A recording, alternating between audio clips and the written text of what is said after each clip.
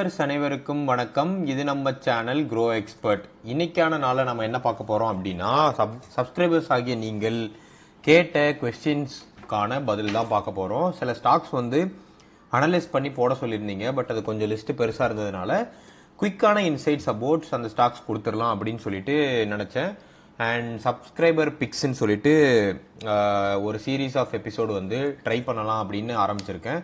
அந்த கான்செப்ட் உங்களுக்கு பிடிச்சிருந்துச்சு அப்படின்னா லைக் பண்ணிட்டு வீடியோவை கண்டினியூ பண்ணுங்க. ரொம்ப நாளாவே நம்ம சேனல் ஒரு லிமிடெட் அமௌண்ட் ஆஃப் சப்ஸ்கிரைபர்ஸ்க்குள்ளே சுத்திட்டே இருக்கு. ஸோ சப்ஸ்கிரைப் பண்ணாமல் இந்த வீடியோ பார்க்குறீங்க அப்படின்னா மறக்காம சப்ஸ்கிரைபும் பண்ணிவிடுங்கள், ஃப்ரெண்ட்ஸுக்கும் ஷேர் பண்ணுங்க. ஸோ இப்போ நம்ம பிக் பண்ணியிருக்கிறது மொத்தம் 12 ஸ்டாக்ஸ். நான் பிக் பண்ணல, நீங்க கமெண்ட்ல போட்ட அந்த 12 ஸ்டாக்கை நான் பிக் பண்ணியிருக்கேன். மொத்தமாக சேர்த்து 15 லட்சம் மார்க்கெட் கேபிட்டல் இருக்கு. அந்த 12 ஸ்டாக்குமே சேர்த்து 6 செக்டார்ஸ்ல அந்த 12 ஸ்டாக்கையும் பிரிச்சிருக்கேன். ஸோ இதுதான் நீங்க கேட்ட அந்த 12 stocks. Eternal, Meesho, FSN, Swiggy, SBI, Bank of Baroda, Muthoot, Spandana Sphoorty, Cyient, Tata Elxsi, Force and Waaree Energies. So இதுதான் பார்க்க போறோம். ஸோ இதுல ஃபர்ஸ்ட் செக்டார்ல நம்ம பார்க்க போறது e commerce sector. E commerce செக்டார்ல எட்டர்னல். ஸோ எட்டர்னல் பொறுத்த வரைக்கும் கரண்டாக பி 637.95 இருக்கு. ரொம்ப ரொம்ப ரொம்ப பிரீமியம் பிரைஸ்ல இருக்கு.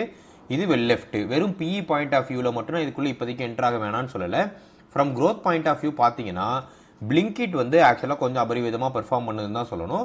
1000+ டார்க் ஸ்டோர்ஸ் வச்சிருக்காங்க. 10 minute delivery scaling nation wide பண்ற மாதிரியான பிளான்ஸும் இருக்கு. அண்ட் அவங்களுக்கு B2B சப்ளை செயின் ரொம்பவே ஸ்ட்ராங்கா க்ரோ ஆயிட்டு இருக்கு. ரெவென்யூ 2020ல 1350 கோடி இருந்துச்சு. இப்போ அதை பார்த்தீங்க அப்படின்னா 17,630 கோடி கிட்ட போயிருச்சு. பாசிட்டிவ் பார்த்தாச்சு. ரிஸ்க் பாயிண்ட் ஆஃப் வியூல பிஇ 638 இருக்கு. இது ரொம்ப ரொம்ப ரொம்ப ரொம்ப ரிச் வேல்யூவேஷன். ஏதாவது ஒரு சின்ன கரெக்ஷன் நடந்துச்சுனாலுமே டீப்பரா ஃபால் ஆகிறதுக்கான வாய்ப்பு இருக்கு. காம்படிஷன் இந்த ஏரியால ரொம்பவே ஸ்ட்ரிஞ்சென்ட்டா இருக்கு. லைக் ஸ்விக்கி, ஜெப்டோ, பிக் பாஸ்கெட்னு சொல்லிட்டு. ஸோ இது எப்படி இந்த கம்பெனிக்கு போய் முடியும்னு தெரியல. அனலிஸ்டோட ப்ரெடிக்ஷன் பார்த்தீங்க அப்படின்னா 90% ஆஃப் அனலிஸ்ட் பையிங்கிற டார்கெட் தான் கொடுத்துருக்காங்க. 31 அனலிஸ்ட் கம்பேர் பண்ணும்போது. அண்ட் இதோட டவுன் சைடா போகிறதுக்கான வாய்ப்பும் பார்த்தீங்கன்னா பியரிஷ் ஜோன்ல 200ங்கிறது தான் லீஸ்ட் நம்பர் நிறைய பேர் கோட் பண்ணியிருக்காங்க. என்ன பொறுத்த வரைக்கும் இந்த வேல்யூவேஷன்ல நான் பர்சனலாக என்ட்ரி ஆக மாட்டேன். பட் நான் high risk high reward strategy எடுக்கலாம் அப்படிங்கிற மாதிரி இருந்தீங்க அப்படின்னா நான் ஸ்ட்ராங்காக ரெக்கமெண்ட் பண்ற பை ஜோன் பார்த்தீங்கன்னா 195 rupees to 215. இந்த ரேஞ்ச் வரும்போது கன்சிடர் பண்ணுங்க. இப்போதைக்கு அதை அவாய்ட் பண்றது பெட்டரா இருக்கும்.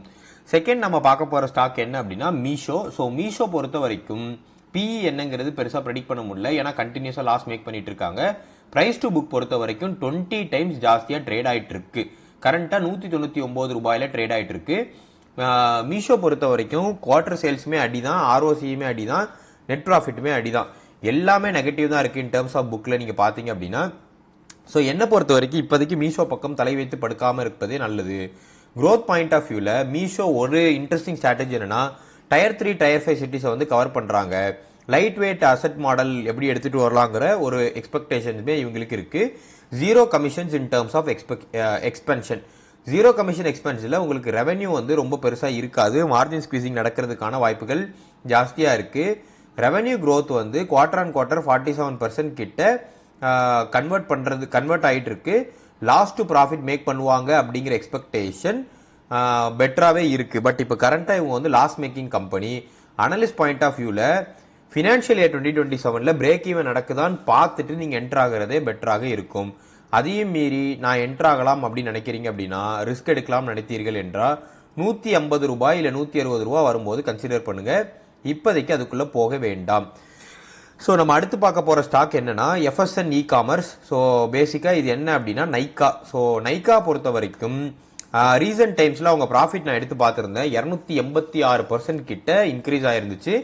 பட் ஓவரால் பிஇ எடுத்து பார்த்தீங்கன்னா 379ல ட்ரேட் ஆகிட்டு இருக்கு. ப்ரீமியம் ஆஸ்பெக்ட்ல தான் இருக்கு. நைக்கா அவங்களோட ஃபேஷன் ஸ்டோர்ஸை எக்ஸ்பேண்ட் பண்ணிட்டே வராங்க. க்ரோத் ஆப்பர்ச்சுனிட்டிஸ் பெட்டராகவே இருக்கு. இந்தியாஸ் நம்பர் 1 பியூட்டி இ காமர்ஸா நைக்கா இப்போ உருவெடுத்திருக்குன்னு தான் சொல்லணும். பிஇ பொறுத்த வரைக்கும் கண்ணாப்பினான் இருக்கு. பிரைஸ் டு புக்கும் பொறுத்த வரைக்கும் 55 டைம்ஸ் ஹையர்ல ட்ரேட் ஆயிட்டு இருக்கு. பட் இப்போ ரிகரஸா மற்ற பிக் காம்படிட்டர்ஸ் என்டர் ஆகுறாங்க. லைக் அஜியோ பியூட்டி, டைரா, இந்த மாதிரியான பிக் காமர்ஸ் என்டர் ஆகும்போது இது எப்படி போகுதுன்னு தெரியல. அனலிஸ்ட் பாயிண்ட் ஆஃப் வியூல நிறைய பேர் வந்து இதுக்கு மாடரேட் பை ரேட்டிங் தான் கொடுத்துருக்காங்க. பிகாஸ் இது ஆல்ரெடி ரொம்ப ப்ரீமியம் செக்மெண்ட்ல ட்ரேட் ஆகிட்டு இருக்கிறதுனால. ஸோ ஸ்விக்கி அடுத்து நம்ம பார்க்க போகிற ஸ்டாக்கு. ஸோ ஸ்விக்கி பொறுத்த வரைக்கும் நாம் தெரிஞ்சிக்க வேண்டிய விஷயம் என்னவென்றால், ஸ்விக்கி வந்து கரண்ட்டாக பிஇ வந்து என்னங்கிறது சரியாக தெரியல. ப்ரைஸ் டு புக் பொறுத்த வரைக்கும் 3.77 டைம்ஸ் கிட்ட ட்ரேட் ஆகிட்டு இருக்கு. மார்க்கெட் கேபிட்டலாக 68,000 கோடி இருக்கு. ஸோ ஓவரால் ஸ்விக்கி வந்து last quarter financial year 2026 lost தான் மேக் பண்ணியிருக்காங்க. ப்ரைஸ் டு புக் கண்ணாப்பினான் இருக்கு. Sales point of view increase பண்ணியிருந்தாலுமே கம்பெனி லாஸ்ட்ல தான் இருக்கு. Cheaper compared to in terms of book value பார்க்கும்போது இது கொஞ்சம் சீப்பராக தான் இருக்கு. ஸோ என்ட்ரு ஆகலாமா அப்படின்னு நீங்கள் கேட்டிங்க அப்படின்னா, க்ரோத் பாயிண்ட் ஆஃப் வியூவில் இன்ஸ்டாமார்ட் டார்க் ஸ்டோர் வந்து 1500+ டார்க் ஸ்டோர்ஸ் வந்து ஃபினான்ஷியல் இயர் 2027 எக்ஸ்பென்ஷன் பிளான் இருக்கு. அண்ட் டைனவுட் அக்வசிஷனும் பண்ணுற மாதிரியான ஆப்ஷன்ஸ் எடுத்துகிட்டு வராங்க. ஸோ அவங்க ரெவன்யூ ஸ்ட்ரீம்ஸை மற்ற ஆஸ்பெக்ட்ஸ்லையும் டைவர்சிஃபை பண்ண ட்ரை பண்ணுறாங்க. அனலிஸ்ட் பாயிண்ட் ஆஃப் வியூவில் இது ஒரு high risk speculative but high risk high reward ஸ்ட்ராட்டஜியில் இது நல்லா பாசிட்டிவாக முடிகிறதுக்கான வாய்ப்பும் இருக்குது. என்னை பொறுத்த வரைக்கும் இப்போதைக்கு நீங்கள் ஒரு ஸ்டேபிளான க்ரோத் பார்க்குறீங்க, ரிஸ்க் எடுக்க விரும்பலைன்னா இதை தவிர்ப்பது ரொம்ப ரொம்ப நல்லது. High risk high road strategy எப்படி ஒர்க் அவுட் ஆகும்னா, பிரேக் ஈவன் ஃபினான்ஷியல் இயர் 2028 பண்ணுவாங்கங்கிற எக்ஸ்பெக்டேஷன்ஸ் நிறைய பேருக்கு இருக்குது. அப்படி பண்ணாங்கன்னா இந்த ஸ்டாக்ஸு 400 ரூபீஸ் போகிறதுக்கும் வாய்ப்பு இருக்குது. இப்போதைக்கு உள்ளே என்ட்ரு ஆகாதீங்க. ஒரு 200 கீழே வரும் அப்படின்னா என்னை பொறுத்த வரைக்கும் நீங்கள் என்ட்ரு ஆகுங்க. ஈவன் ரிஸ்க் எடுக்கிறதா இருந்தால் கூட அது உங்களோட ரிஸ்க்கை வந்து கொஞ்சம் குறைக்கும். பேங்கிங் அண்ட் என்பிஎஸ்சி பொறுத்த வரைக்கும் State Bank of India so கரண்ட்டாக ஒரு நல்ல பிபியில் இருக்குது. ப்ரைஸ் டு புக் வந்து 1.47 கிட்ட இருக்குது. பிஇமே 10 தான் இருக்குது. இது ஒரு லார்ஜ் கேப் பேங்க்கு. ஒரே ஒரு ரிஸ்க்காக நான் பார்க்குறது இந்த பேங்க் பொறுத்த வரைக்கும் it's government backed up bank. Credit growth நல்லா இருக்குது. எஸ்பிஐ வந்து நிறைய டிஜிட்டல் இனிஷியேட்டிவ் எடுத்துட்டு இருக்காங்க. யோனோ டிஜிட்டல் பிளாட்ஃபார்ம் மூலமாக almost already 80 million plus users connect பண்ணிட்டாங்க.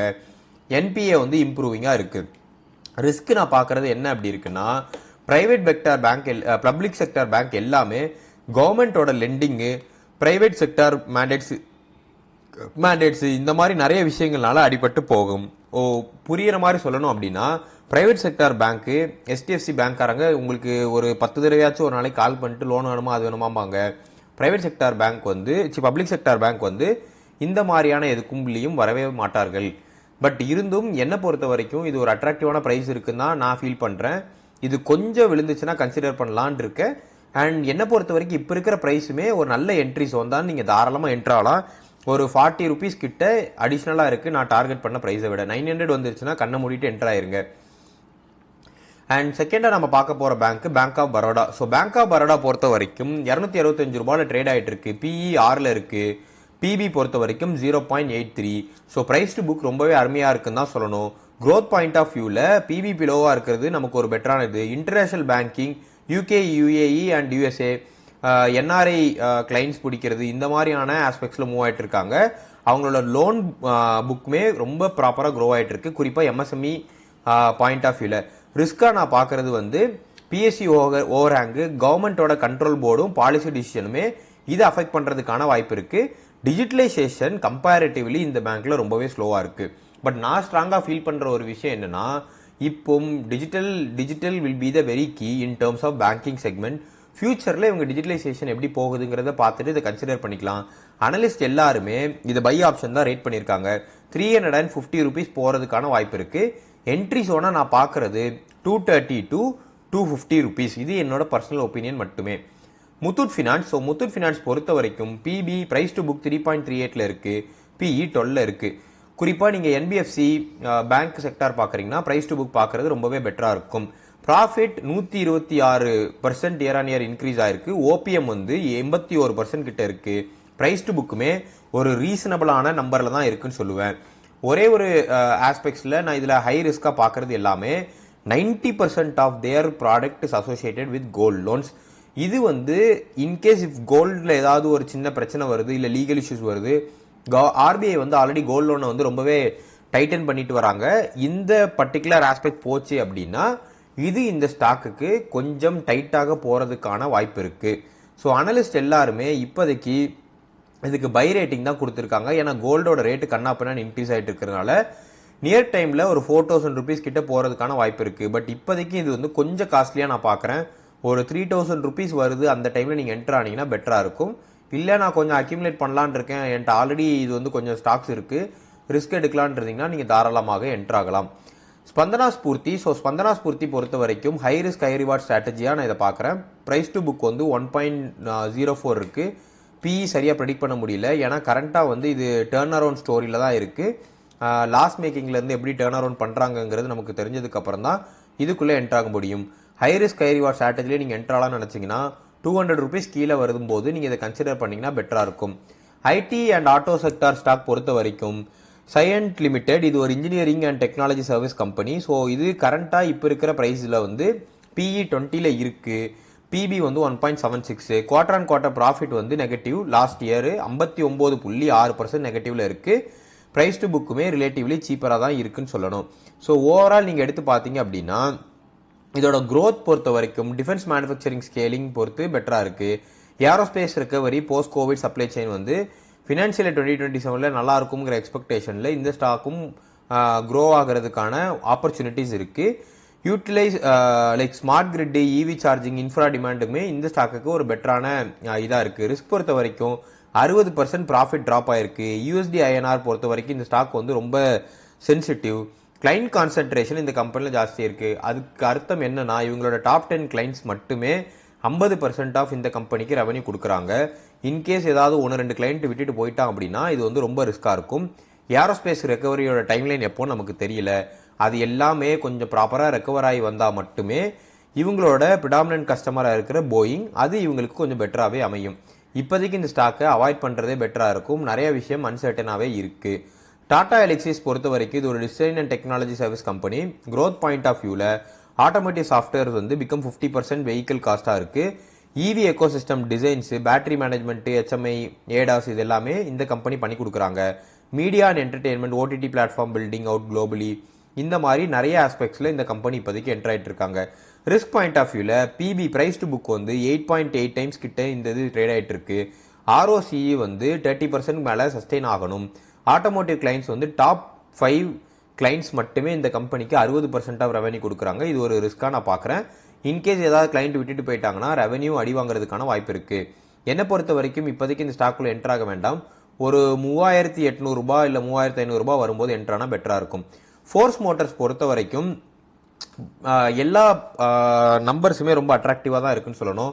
குறிப்பாக இதோட எல்லா பிஇ ரேஷியோவாக இருக்கட்டும், பிபிஆர் இருக்கட்டும், நம்பர்ஸ் பாயிண்ட் ஆஃப் வியூவில் இது எல்லாமே பெட்டரான ஃபண்டமெண்டல்ஸ் இருக்குது. But from a risk point of வியூவில் நான் பார்க்குறது என்ன அப்படின்னா எஸ்யூவி செக்மெண்ட் வந்து ரொம்ப காம்படிட்டிவாக மாறிட்டே வருது. குறிப்பாக இப்போதைக்கு இந்த ஸ்பேஸில் தார், ஜிம்மி, மாருதி இறக்கிட்டே இருக்காங்க. இந்த மாதிரி டைமில் இவங்க எப்படி இதை ஓவர் கம் பண்ண போகிறாங்கங்கிறது ஒரு கொஸ்டின். அண்ட் இவங்க வந்து ஒரு நீஷ் பிளேயர், வல்னரபிள் டு மகேந்திராவோட ஸ்கேல் பார்க்கும்போது. ஸோ இதை பேஸ் பண்ணிவிட்டு என்னை பொறுத்த வரைக்கும் 19,000 rupees கொடுத்து இதுக்குள்ளே என்ட்ரு ஆகிறது வேண்டாம்ங்கிறது என்னோட point. But defence point of வியூவில் இவங்க நிறைய ஆர்டர்ஸ் வச்சுருக்காங்க. Price to book point of வியூவில் லாங் டேர்முக்கு இது ஒரு நல்ல பெட்டு தான். பட் என்ட்ராகலாம் நீங்கள் முடிவு பண்ணிங்கன்னா 16,000ங்கிற ப்ரைஸுக்கு என்ட்ரானிங்கன்னா பெட்டராக இருக்கும். 2 ஃபின்டெக் கம்பெனிஸ் இருக்குது. Jio financial. So Jio financials பொறுத்த வரைக்கும் ப்ரைஸ் டு புக் வந்து 1.13 இருக்குது. பிஇ வந்து 102 இருக்குது. இப்போதைக்கு இதை விட்டுறலாம். பிஇ வந்து குறையும் போது பார்த்தா பெட்டராக இருக்கும். கல்யாண் ஜுவல்லர்ஸ் பொறுத்த வரைக்கும் ப்ரைஸ் வந்து இப்போதைக்கு கொஞ்சம் அடிபட்டு ஆல்மோஸ்ட் வந்து ரெக்கவரி பாயிண்டில் இருக்குது. பிஇ 26 இருக்குது. நான் இதை வந்து ஒரு லாங் டேர்ம் பெட்டாக பார்க்குறேன். என்ன ரீசன் அப்படின்னா ரேப்பிட் எக்ஸ்பென்ஷன்ஸ் வந்து பண்ணுறாங்க. எஸ்பெஷலி Tier 2 Tier 3 சிட்டிஸில் 200+ ஸ்டோர்ஸ் கிட்ட பார்க்குறாங்க. நான் ரிஸ்க்காக பார்க்குறது கோல்டு ப்ரைஸ் வந்து இன்கேஸ் ரிவர்சல் எடுத்துச்சுன்னா ஷார்ப் கரெக்ஷன் இந்த ஸ்டாக்குக்கு வரும். அண்ட் நிறைய கேபிட்டல் இன்வெஸ்ட்மெண்ட் தேவைப்படுது இப்போ இருக்கிற கோல்டு காஸ்ட்டுக்கு. என்ட்ரி ஜோனாக நான் பார்க்குறது 300 to 325. நீங்கள் ஆல்ரெடி இந்த இதுக்கு கீழே உங்களோட காஸ்டிங் இருந்துச்சுன்னா தாராளமாக ஆவரேஜ் அவுட் பண்ணுங்கள். லாங் டேர்முக்கு ஒரு நல்ல பெட்டாக இருக்கும். எனர்ஜி அண்ட் ரியாலிட்டி பொறுத்த வரைக்கும் வாரி எனர்ஜி. ஸோ வாரி எனர்ஜிஸ் வந்து ஆல்மோஸ்ட் 3,000ங்கிற ரூபீஸில் ட்ரேட் ஆகிட்டு இருக்கு. ப்ரைஸ் டு புக் வந்து 5 டைம்ஸ் இருக்குது. பிஇ வந்து 21ல் இருக்குது. இது ஒரு நல்ல இன்வெஸ்ட்மெண்ட்டாக தான் நான் பார்க்குறேன் இன் டேர்ம்ஸ் ஆஃப் வாரி எனர்ஜிஸ். ஏன்னா சோலாரோட டார்கெட் வந்து பை 2030 500 ஜிகாவாட்டாக இருக்குது. யூஎஸ் மேனுஃபேக்சரிங் டெக்ஸாஸோட பெனிஃபிட்டிங் இதில் இருக்குது. ரெவன்யூ க்ரோத் மட்டும் 14.8% கிட்ட இன்க்ரீஸ் ஆகிட்டு இருக்கு. அனலிஸ்ட் பாயிண்ட் ஆஃப் வியூவில் இது வந்து ஒரு ஸ்ட்ராங் பை கொடுத்துருக்காங்க. ஸ்டாக் வந்து 3400 3500 போகிறதுக்கான வாய்ப்பு ரொம்பவே பிரகாசமாக இருக்குது. ஒரு 2600 to 2800 ஃப்ரெஷ் என்ட்ரி கொடுங்க. ஒரு 2600க்கு கீழே விழுந்ததுக்கப்புறம் கொஞ்சம் ஜாஸ்தியாக அக்யூமுலேட் பண்ண ஆரம்பிச்சிருங்க. ஸோ அனண்ட் ராஜுங்கிற ஒரு கம்பெனி பற்றி கேட்டிருந்தீங்க. இந்த கம்பெனி பற்றி எனக்கும் பெருசாக ஐடியா இல்லை. பட் நான் ஃபண்டமெண்டல்ஸ் எடுத்து பார்த்தப்ப பிஇ வந்து 32 இருந்துச்சு. அண்ட் அனலிஸ்ட் பாயிண்ட் ஆஃப் வியூவில் என்ன சொல்கிறாங்கங்கிற மாதிரி டீப் பண்ணி பார்த்ததில் இப்போதைக்கு வந்து இதுக்கு பை ரேட்டிங் தான் கொடுத்துருக்காங்க. அதுக்கு ப்ரிடாமினண்ட்டாக இருக்கிறது எல்லாமே ரியல் எஸ்டேட்டோட காம்பினேஷன்ஸும் கான்ட்ரிபியூஷன்ஸுமாக இருக்குது. பட் என்னை பொறுத்த வரைக்கும் இந்த ஸ்டாக் மேலே எனக்கு ஒரு ஹெசிடென்ட் இருக்குது. ஏன்னா நான் ரியல் எஸ்டேட் ஸ்டாக்கை வந்து இப்போதைக்கு தவிர்ப்பதே பெட்டராக இருக்குங்கிற அடிப்படையில் இருக்கேன். பட் உங்களுக்கு இந்த ஸ்டாக் பற்றி டீட்டெயிலாக அனலைஸ் பண்ணணும்னு நீங்கள் நினச்சிங்க அப்படின்னா கமெண்ட் பண்ணுங்கள். நான் தனியாக ஒரு ஸ்பெசிஃபிக்காக இன்னும் கூட டைம் எடுத்து அனலைஸ் பண்ணி ஒரு வீடியோ போடுறேன். இந்த வீடியோ உங்களுக்கு கண்டிப்பாக பிடிச்சிருக்கு நம்பர். இந்த வீடியோ உங்களுக்கு பிடிச்சிருந்துச்சுன்னா லைக் பண்ணிருங்க, ஃப்ரெண்ட்ஸுக்கு ஷேர் பண்ணுங்கள். உங்களுக்கு வேறு ஏதாவது ஸ்டாக்ஸ் பற்றி தெரிஞ்சுக்கணும் கமெண்ட் பண்ணுங்கள். எபிசோட் 2ல் அந்த ஸ்டாக்ஸை நம்ம பார்க்கலாம்.